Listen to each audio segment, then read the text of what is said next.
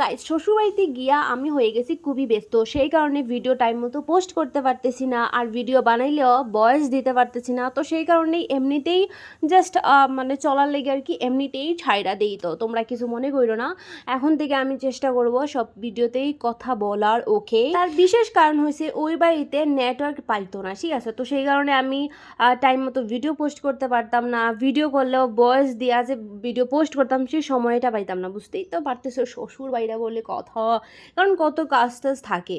তো বাইদাবে এখানে আমার শ্বশুরমশাই বানাবি টুকরি, তো সেই জন্য ব্যাথ ফাটতেছিলেন আর আমি করতেছিলাম মানে রান্নার আয়োজন, কাঠল পিছু চলতেছিলাম। আর আমার শাশুড়িমা এখানে আমাকে নালি পাতা কাইটা দিতেছেন, মানে পাট শাক যেটাকে বলে, তার কারণে আমি এখন পাট শাক রান্না করব। আর আমার শাশুড়িমার অবস্থা থেকে এতক্ষণ উনি কি কথা না বলছিলেন, আর যেই মাত্র ক্যামেরাটা দেখেছেন ওনার মুখটা বন্ধ হয়ে গেছে, মানে উনি লজ্জা পাইতেছিলেন। এতক্ষণ কি জোরে জোরে কথা কইতেছিলেন আর ক্যামেরা দেখা মুখটা বন্ধ কইরা দিয়েছেন, মানে মানে লজ্জা পাইতেছিলেন, ঠিক আছে? একদম গুড গার্ল হয়ে গেছেন।